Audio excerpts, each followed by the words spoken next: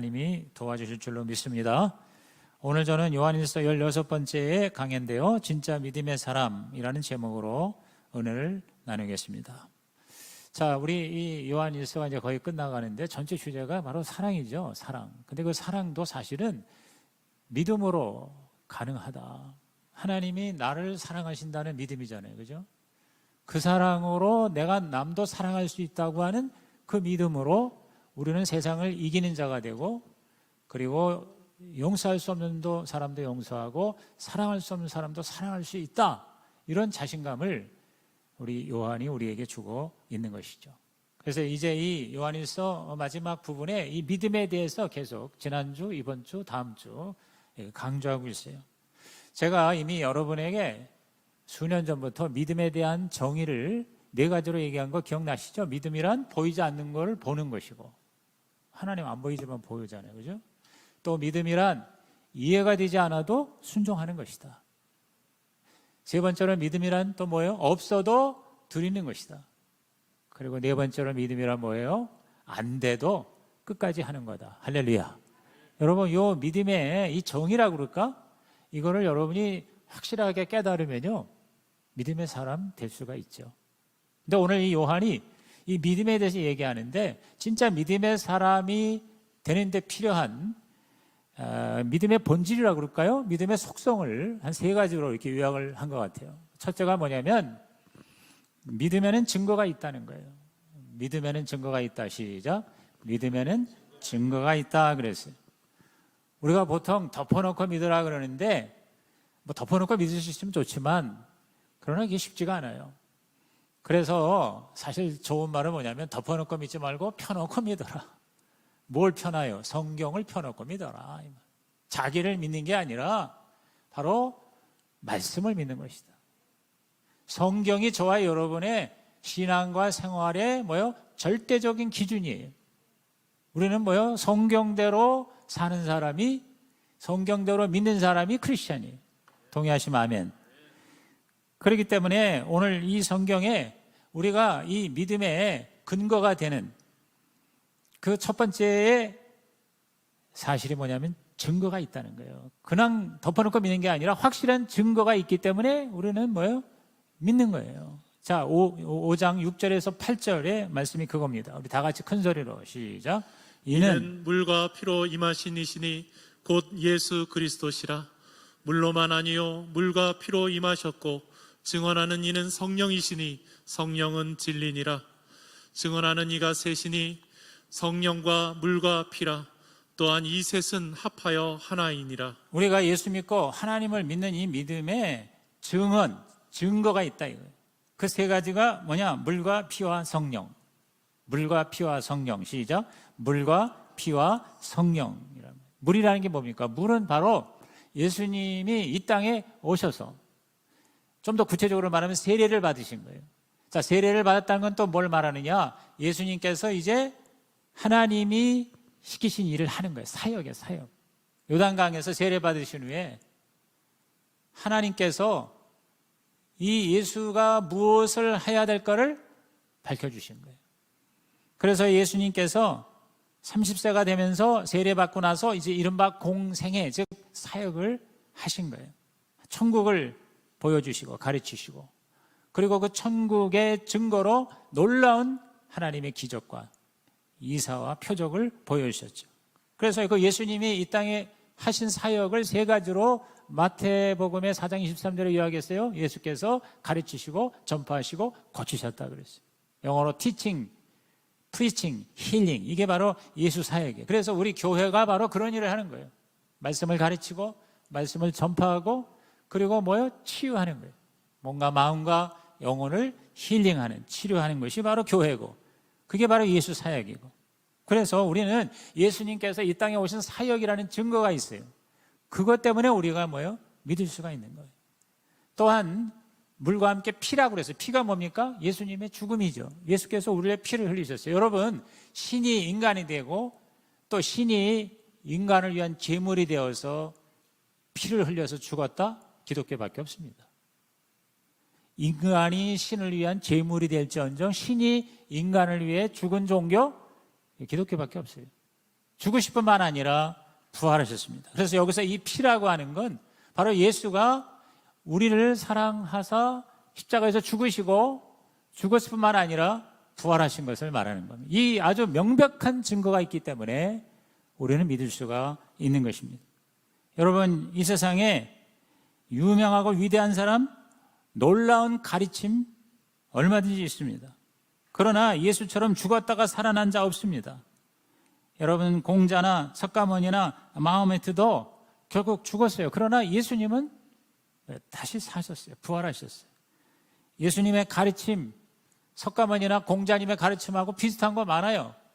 그러나 단순한 가르침이 아니라 사역이 있고, 예수께서 하나님의 아들로서만 하실 수 있는 사역이 있었고, 또 예수께서 우리를 위해 죽으시고 부활하신 이 증거, 여러분 이것만 가지고도 저와 여러분은 믿음의 근거가 된다. 동의하시면 아멘하십시다. 여러분, 이런 유일무이한 이런 하나님의 역사는 성경과 기독교밖에 없다는 거예요. 그런데 이걸로도 믿을 수가 없다 하는 자에게 세 번째로 주신 게 뭐냐면 성령이에요. 성령. 그래서 물과 피와 성령, 다시 시작, 물과 피와 성령. 그랬어요. 여러분, 물과 피가 객관적인 증거라면 성령은 주관적인 증거, 주관적인 증언입니다. 예수가 온 인류를 위해 죽으셨다, 객관적인 역사적인 사실인데 그게 나를 위해 죽으셨다, 나를 위해 죽으셨다가 되는 게 바로 성령의 역사예요.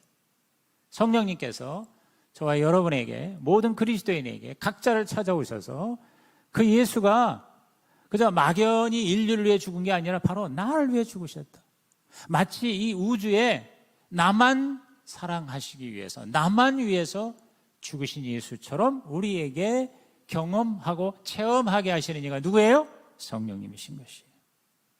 그런데 이러한 성령의 놀라운 증거는 가만히 앉아 있는다고 되는 게 아니에요. 우리가 어떻게 해야 돼요? 선택하고 결단해야 돼요. 그게 믿음인 거예요. 저와 여러분이 예수 믿기로 결단했을 때 성령께서 정말 예수가 하나님의 아들인 것을 100% 믿게 하시는 거예요. 사실 우리가 다 이해가 돼서 믿는다 그러면 믿을 사람 한 사람도 없습니다. 믿지 못하는 사람이요, 한 60%, 70% 이해만 되면 그 다음엔 결단을 해야 합니다. 믿기로 결정하고 결단하면 성령님께서 나머지 이해가 안 되는 것까지도 다 책임져 주세요. 여러분, 그런 거 경험하는 거 굉장히 많지 않습니까? 내가 100% 알아서 여러분이 믿음으로 나아가서 순종합니까? 굉장히 우리가 고민합니다. 이게 진짜인가? 정말 이게 하나님 뜻인가? 그런데 말씀이 그렇다고 그러니까 뭐 이해가 되지 않지만 믿고 결단하면요, 시원하게 성령께서 역사하세요. 그래서 저와 여러분에게 강력한 자신감, 믿음을 허락해 주시고 실제로 역사가 일어나는 거죠. 더 깊이 생각하고 더 깊이 연구한다고 나올 게 없는 거예요. 더 생각해봤자 머리만 아파요. 여러분, 이 세상에 지금 예수 믿는 크리스찬을 한 10억 정도 잡고 뭐 캐톨릭까지 이렇게 다 합하면 한 20억 됩니다. 지금 거의 80억 인구 중에. 그런데 그 사람들이 다 바보고 멍청이가 되어서 예수 믿는 게 아니에요. 다 괜찮은 사람, 똑똑한 사람, 여러분 예수 믿습니다. 저도 바보가 아니잖아요. 미국에 가서 박사학위까지 받은 사람인데, 근데 저는 예수를 믿어요. 저는 예수님이 하나님의 아들인 걸 믿어요. 저는 하나님이 계신 걸 믿어요. 저는 죽으면 천국 가는 걸 믿어요. 여러분도 믿으십니까? 그럼 좀 아멘 좀 하시지. 꼭 하라고 그래만 합니까? 그래도 감사합니다. 여러분, 다 똑똑한 사람인데 우리 예수 믿습니다. 100% 이해가 돼서 믿는 게 아니에요. 내가 결단하는 거예요. 예수 믿기로 결단하는 거예요. 그러면 하나님께서 확실하게 우리를 하여금 믿게 하신다. 할렐루야. 그게 여러분의 믿음의 원리가 됐으면 좋겠어요. 그래서 여러분이요, 말씀 듣고 결단하는 게 믿음이에요. 작정하는 게 믿음이에요. 그래서 헌신대 앞에 나오는 거예요. 하나님, 내가 오늘 말씀, 하나님이 나에게 주시는 말씀으로 믿습니다. 이렇게 살게 도와주세요. 기도받겠습니다 하고 나오는 게, 그게 바로 믿음의 고백인 거죠. 가만히 앉아서 듣지만 마시고 여러분이 뭐예요? 믿었다면 결단하고 결단했다면 어떻게 해야 돼요? 행동으로 옮기는 것이 필요합니다. 이것이 이 믿음의 원리가 이미 믿은 사람에게도 적용이 될 수 있어요. 그래서 여러분이 기도할 때도 그냥 주세요, 주세요만 그러지 말고 여러분이 뭐예요? 작정하고 결단해야 돼요. 믿게 해주세요, 믿음을 주세요 이렇게 기도하지 마시고 내가 믿습니다 이렇게 결단하면 여러분 의심 가운데서도 그렇게 믿겠다고 왜? 말씀이 그렇게 약속했으니까 나는 믿겠습니다. 그러면요 그렇게 결단하고 믿으면 진짜 믿음이 내 안에서 막 올라오는 걸 느낄 수가 있을 것입니다. 네, 예수 믿게 영접하게 도와주세요 그러지 말고 예수님을 내가 영접합니다, 예수님을 믿습니다 이렇게 결단할 때 믿음의 고속도로가 열릴 줄로 믿는 것입니다. 비신자라면 믿음으로 먼저 고백해서 결단해서 성령의 확증을 받으시고, 기신자라면 이 근거를 제시해서 더욱 내가 뭐요? 확신을 가지는 것입니다. 내가 믿으면 성령이 역사합니다. 내가 믿으면 성령이 역사하십니다. 물과 피와 성령의 증언을 받아들이시기를 주님의 이름으로 축원합니다. 보통 우리가 그러잖아요. 우리가 1, 2, 3 100평 이루게 해주세요. 전도하게 해주세요. 여러분 그렇게 기도하지 말고 여러분이 결단하는 거예요. 여러분이 전도를 하면 성령께서 역사하세요. 여러분 그런 거 경험하지 않습니까? 혹시 내가 이거 얘기하면 이 사람이 안 받아들일까? 혹시 그나마 가지고 있던 인간관계 깨지지 않을까?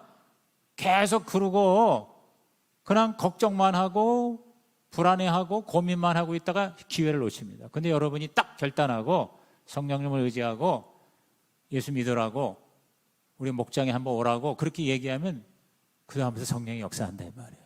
계속 머뭇거리지 마시고 여러분은 증거가 있으니 결단하고 작정하고 여러분께서 액션을 취하시기를 주의 이름으로 축복합니다. 두 번째, 이 요한이 가르치는 이 믿음의 속성이요, 믿음에는 경고가 따른다는 겁니다. 믿음에는 증거가 있을 뿐만 아니라 믿음에는 경고가 따른다는 것입니다. 자, 9절과 10절입니다. 우리 다 같이 9절 10절 있습니다. 시작. 만일 우리가 사람들의 증언을 받을진대 하나님의 증거는 더욱 크도다. 하나님의 증거는 이것이니 그의 아들에 대하여 증언하신 것이니라. 하나님의 아들을 믿는 자는 자기 안에 증거가 있고 하나님을 믿지 아니하는 자는 하나님을 거짓말하는 자로 만드나니 이는 하나님께서 그 아들에 대하여 증언하신 증거를 믿지 아니하였습니다. 자, 물과 피와 성령 그 증거를 주신 이가 누구예요? 하나님이시죠. 그렇죠? 하나님이 예수를 보내셨고 하나님이 예수를 십자가에 죽게 하시고 부활시켜 주셨고 하나님이 성령을 보내셨어요. 그 배후에 누가? 하나님이. 그렇기 때문에 결국 뭐냐? 이 세 가지 증거는 피와 물과 성령은 결국 뭐냐면 하나님의 증거입니다. 근데 이 하나님의 이 증거 이거를 내가 못 받아들인다. 그런 자에겐 경고가 있다는 거예요. 여러분, 하나님께서 직접 예수에 대해서 당신의 목소리로 확실하게 증거하신 게 있어요. 자, 마태복음 3장 17절에 보면 하늘로부터 소리가 있어 말씀하시되 이는 내 사랑하는 아들이요 내 기뻐하는 자라고 그랬어요. 그러니까 예수께서 요단강에서 세례를 받으실 때 하늘에서 하나님이 직접 말씀하셨어요. 이는 내 사랑하는 아들이라. 다시 말해서 우리 세상을 구원하는 구세주로 내가 보냈다. 또 예수께서 변화산에 올라가셨을 때 마태복음 17장 5절에 보니 호련히 빛난 구름이 그들을 덮으며 구름 속에서 소리가 나서 이르시되 이는 내 사랑하는 아들이요 내 기뻐하는 자니 너희는 그의 말을 들으라 이렇게 했어요. 예수님이 바로 하나님의 아들이다. 바로 세상의 구주이다. 이렇게 하나님이 직접 말씀하셨단 말이에요. 그런데도 그걸 믿지 않는다? 그러면 하나님이 말씀하신 것이 거짓말이 된다 이 말이에요. 그래서 오늘 여기 바로 요한 1서 5장 그 10절 다시 보시면 하나님을 믿지 아니하는 자는 하나님을 거짓말하는 자로 만든다 그랬어요. 하나님을 거짓말쟁이로 만든다? 엄청난 경고입니다. 그렇죠? 어마어마한 죄지 않습니까? 이게 하나님을 거짓말쟁이로 만드는 게 이게 얼마나 큰 죄예요. 그러니까 우리가 믿지 않는 것은 불신으로 끝나는 게 아니에요. 하나님이 거짓말쟁이 되게 하는 것. 그래서 성령님을 회방하는 죄가 바로 그거예요. 성령님께서 증거하시는데 그것을 자꾸 안 받아들인다? 그게 바로 용서받을 수 없는 죄라고 성경은 말씀하고 있는 것입니다. 요한복음 16장 8절에서 9절을 한번 읽어볼까요? 시작. 그가 와서 죄에 대하여 의에 대하여 심판에 대하여 세상을 책망하시리라. 죄에 대하여라 함은 그들이 나를 믿지 아니하며. 그가 와서, 그가 누구예요? 성령님. 이게 지금 이거는 예수님께서 내가 떠난 후에 보혜사 성령을 보내주시겠다고는 약속의 말씀의 기록이거든요. 근데 성령이 와서 죄에 대하여 의에 대하여 심판에 대하여 세상을 책망하실 거다. 그러면서 9절에 죄와 대하람은 그들이 나를 믿지 아니하며 그래서.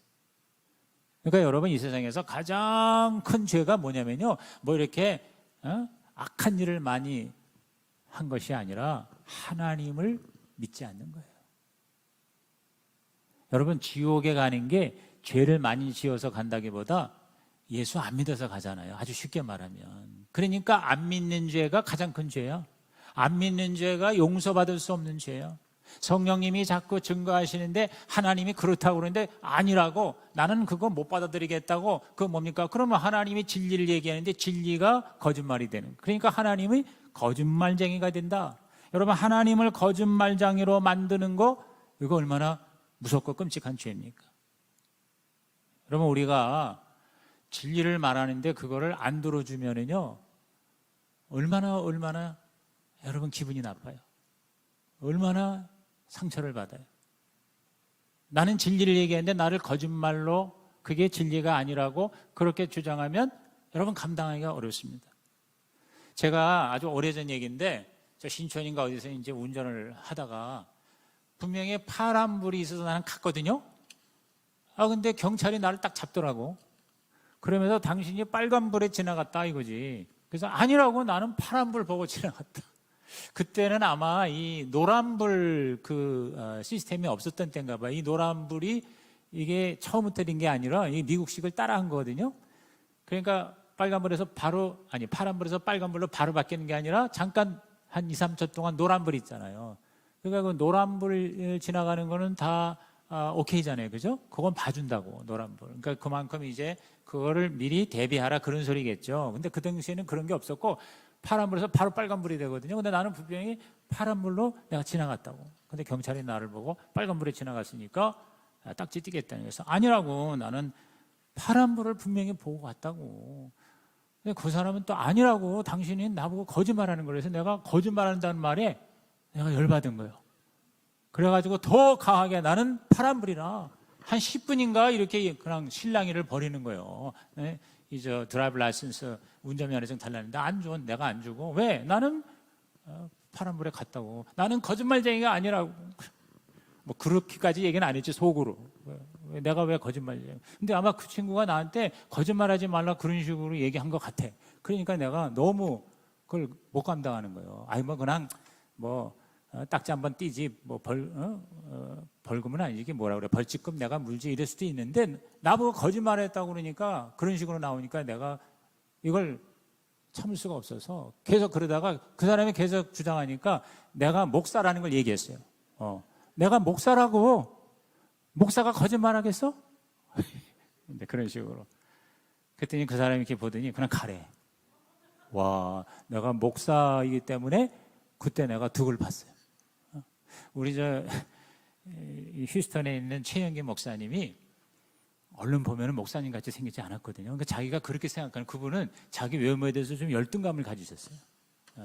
그런데 이분이 그런 얘기하는 걸 내가 들었어요. 자기가 막 주일날 교회 늦어서 급히 가다 걸렸대요. 걸렸는데 그냥 조금 이제 그게 아까워서 제가 이제 교회 가는데 자기 목사라고 그러는데 마치 너 거짓말하지 마 그런 식으로 대하듯이 하면서 목사라고 했는데도 안 봐주더래요.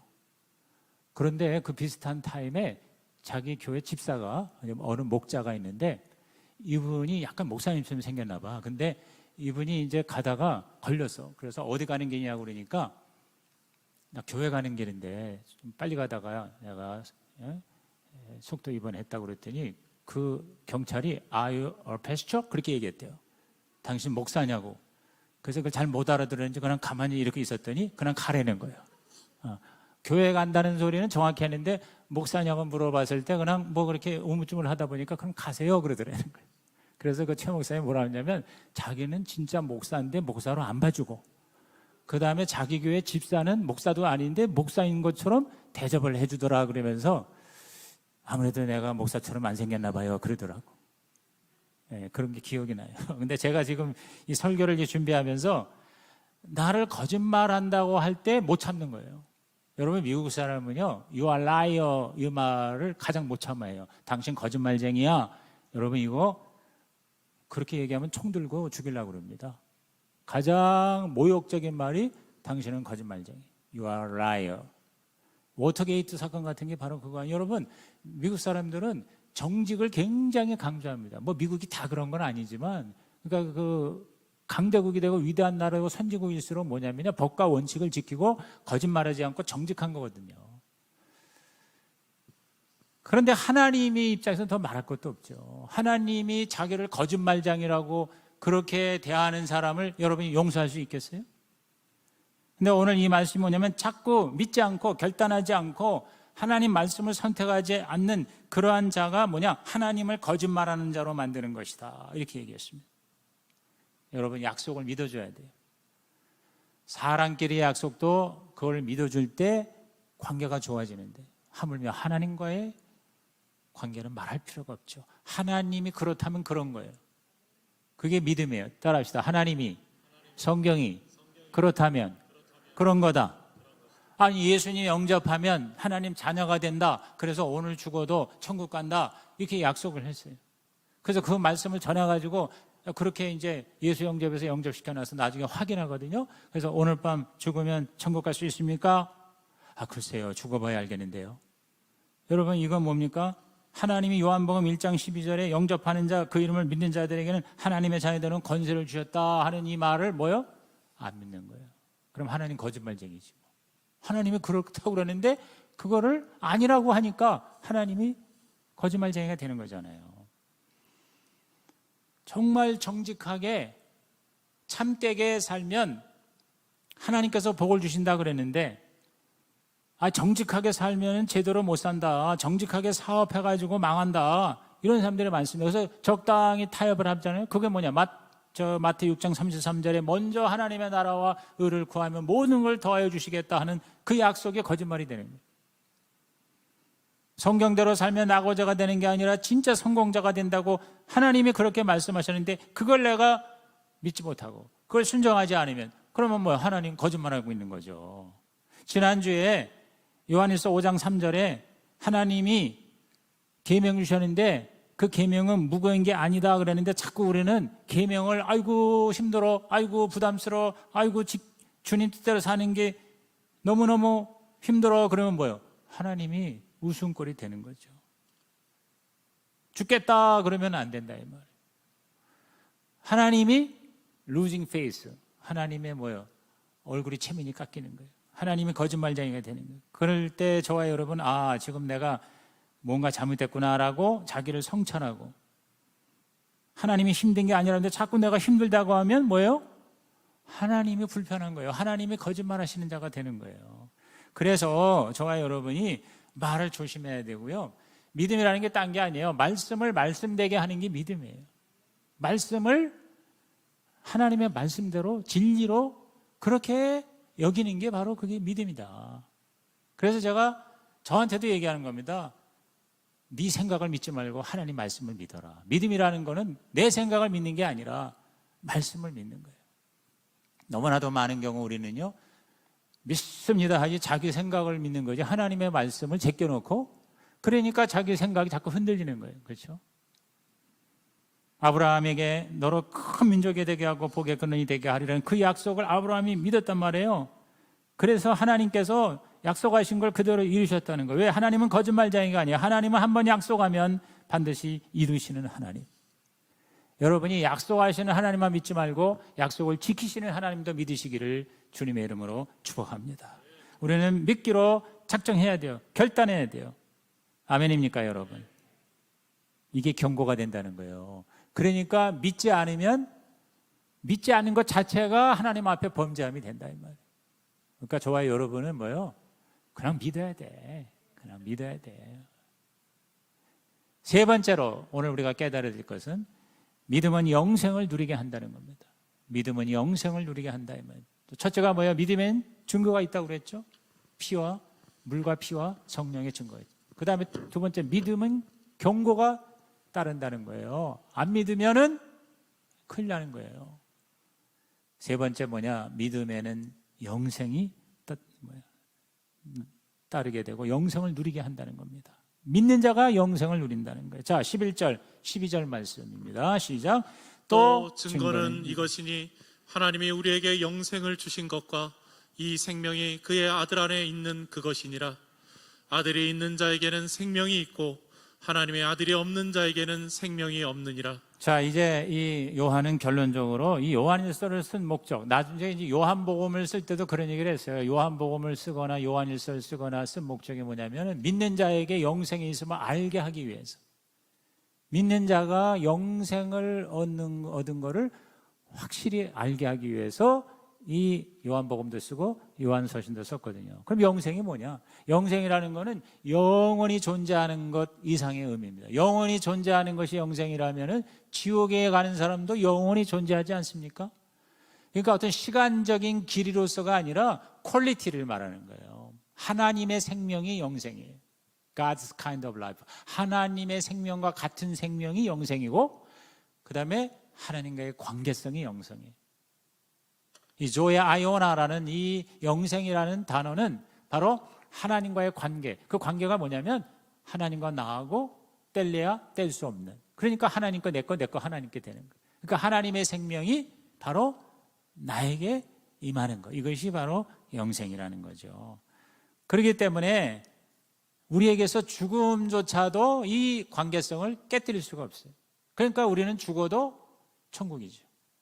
그래서 장례식장에서 그 죽음을 절망하고 슬퍼하지 아니하고 오히려 소망을 가지고 하나님께 죽음 앞에서 예배를 드리고, 그리고 그 죽음은 바로 천국으로 가는 또 다른 하나님의 은총으로 받아들이는 거예요. 이야, 이거 기가 막힌 거 아닙니까? 할렐루야.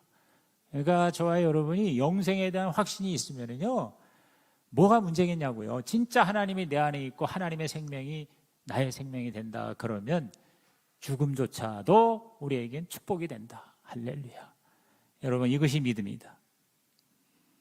여기서 이 요한은요, 영생에 대해서 세 가지를 또 말해주는 것 같아요. 첫째가 뭐냐면 영생은 주어지는 것이라는 거예요. 여기 보면 하나님이 우리에게 영생을 주신 것, 11절에 그랬죠. 하나님이 주셨다. 시작. 하나님이 주셨다. 내가 노력해서 쟁취하고 성취하고 내가 만들거나 얻은 게 아니라 하나님이 주신 거예요. 은혜죠, 은혜, 선물이죠. 그죠? 철저하게 구원, 영생, 천국은요, 하나님의 일방적인 사랑이에요. 은혜예요. 자비예요. 긍휼이에요. 할렐루야. 이게 영생이다. 이것을 여러분이 정확하게 깨달으면 여러분은 영생을 얻으려고 애쓸 것도 없고 또 영생에 대해서 자꾸 흔들릴 것도 없고, 왜? 하나님이 주신 거예요. 내가 뭐 잘하고 못하고를 떠나서 오직 하나님의 은혜를 내가 믿음으로 받아들인 것이 영생이다. 하나님이 주셨다. 시작. 하나님이 주셨다. 얼마나 감사합니까? 여러분, 진짜 행복은요, 내가 얻겠다고 쫓아가서 얻어질 수가 없어요. 그냥 하나님이 주신 걸 내가 취하는 거다, 이 말이에요. 그렇기 때문에 예수 믿기 전까지는 진짜 행복은 사실상 불가능하다. 왜? 행복 주머니에 하나님이 계셔야 행복하게끔 우리는 그렇게 프로그램이 돼 있어요. 그렇게 우리가 지어진 존재인데 그 빈 주머니에 하나님이 안 계시니 인간은 모든 것을 다 가져도 하나님을 안 가지면 그것은 뭐예요? 절망이죠. 그건 불행이죠. achieve 하는 게 아니라 receive 하는 거예요. 그러니까 성취하는 것이 아니라 받는 것이다. 그러니까 누구든지 다 뭐요? 믿음으로 영생을 얻을 수가 있는 것이다. 이게 바로 뭐예요? 복음이에요. 또 한 가지, 두 번째 뭐냐? 영생은 오직 예수 안에, 오직 그리스도 안에 있다. 11절 하반절에 이 생명이 그의 아들 안에 있는 것이라. 그의 아들 예수. 아들 안에 있으면, 또 아들이 내 안에 있으면 영생이 있고, 없으면 영생이 없다. 아들이 있는 자에게는 생명이 있고 아들이 없는 자에게는 생명이 없다. 그랬어요. 저는 이 말씀을 읽을 때마다 제가 우리 막내를 얻은 말씀이 이 말씀이에요. 한 30년 전에 우리 이동원 목사님하고 이제 호영호제 하는데 지구촌 올레교회 목사님이시잖아요. 근데 그분 처음 만날 때 이제 서로 이렇게 인사를 하고 하는데 서로 이제 자녀를 물어보는 거예요. 딸만 둘이 있다고. 그때만 해도 우리 지은이 지혜 딱 둘이 있었거든요. 그냥 뭐 제가 장남이지만 그냥 둘로 만족하자. 이제 그러고 있었거든요. 그런데 이동원 목사님이 내가 그렇게 딸만 둘이라고 그랬더니 생명이 없으시군요. 나한테 그래요. 그럼 무슨 말씀이신가? 그랬더니 요한일서 5장 11절에 이르기를 아들이 있는 자에게는 생명이 있고 아들이 없는 자에게는 생명이 없느니라. 그분은 자기가 아들이 둘이래. 그때 조금 열받았어요. 그래서 그때 제가 주여 저에게도 생명을 주옵소서. 그리고 뒤늦게 이제 기도해서 얻은 아들이 결혼한 지 18년 만에 얻은 우리 지민이. 또 지민이 얘기하네. 그런데 여기서 그 아들은 뭐예요? 바로 예수님이죠. 하나님의 아들. 하나님의 아들이 있는 자에게는 생명이 있고 아들이 없는 자에게는 생명이 없느니라. 다시 말해서 예수 그리스도 그분이 모든 것이다. 예수가 없이는 아무것도 없는 거예요. 지난주인가 2주 전에 얘기했죠. 정말 우리가 하나님의 자녀가 되지 않으면 세상 사람은 재미는 있어도 기쁨은 없고 편안함은 있어도 평안은 없고 쾌락은 있어도 행복은 없다. 돈은 있어도 진정한 뭐요? 참 안식이 없어요. 좋은 집과 비싼 침대가 있어도 여러분 안식과 숙면을 취하지 못하는 사람이 얼마나 많은지 모릅니다. 오직 예수, 오직 예수, 그게 믿음이에요. 그게 영생이에요. 할렐루야. 저와 여러분이 이왕 미치는 거 예수에 미치는 자가 되기를 주의 이름으로 축원합니다. 모든 것을 예수님과 연결시켰어요. 예수님이라면 어떻게 하셨을까? 그 다음에 마지막으로 여기 영생의 특징이 뭐냐면 영생은 지금부터 누리는 게 영생이에요. 지금부터 시작. 지금부터요. 지금부터. 죽어야 영생을 누리는 게 아니라 바로 지금부터 우리는 영생을 누릴 수 있어요. 지금부터는 뭐냐면 예수 믿는 순간부터 그 말이죠. 그죠? 죽어서 가는 천국뿐만 아니라 살아서도 천국을 누리는 자가 그게 영생이고 그게 바로 믿는 자의 하나님의 축복이다. 동의하시면 아멘 하시기 바랍니다. 12절에 아들이 있는 자에게는 생명이 있다. 생명이 있다는 말이 현재형이에요. 현재형. 이 다음에 영생을 가질 것이다가 아니라 지금 영생을 가지고 있다 이 말이에요. 오늘 저와 여러분이요 죽어서 가는 천국만이 아니라 지금 누리는 here and now, 여기 이 자리에서 지금 내가 누리는 천국이 되고 하나님의 나라가 되기를 주님의 이름으로 축복합니다. 누리는 복이 있기를 바랍니다. 그래서 바울이 지난주에 일체의 비결을 자기는 배웠다. 배가 고파도 배가 불러도 내가 헐벗을 때나 내가 부유할 때나 나는 뭐요? 항상 천국이다 그 말이에요. 왜? 이미 영생을 가졌기 때문에. 그래서 나는 일체의 비결, 그래서 그리스도 안에서 내가 모든 것을 할 수가 있다 이렇게 얘기한 거지 그냥 뭐 자기 긍정의 확신으로 얘기하는 게 아니에요. 오늘 저와 여러분이 진짜 예수를 믿고 진짜 하나님과의 관계가 아버지와 자녀가 되고 진짜 영생이 내 것이라면 그게 바로 뭐예요? 지금 그 영생을 내가 누릴 수가 있다는 것이죠. 믿음과 순종으로 내가 얼마든지 누릴 수가 있다는 것이죠. 여러분 많은 사람들이 지옥 가기 싫으니까 천국 가려고 예수를 믿기는 믿는데요. 진짜 천국을 누리지 못해요. 그래서 자꾸 딴 데서 찾아요. 보람과 기쁨과 행복. 흔히 말하는 게 뭐예요? 이 세상에서 가치, 보람, 뭐 행복, 기쁨 뭐 이런 거 아닙니까? 우리들이 정말 추구하는 것이. 근데 그거를 뭐냐면 자꾸 딴 데 가서 찾아.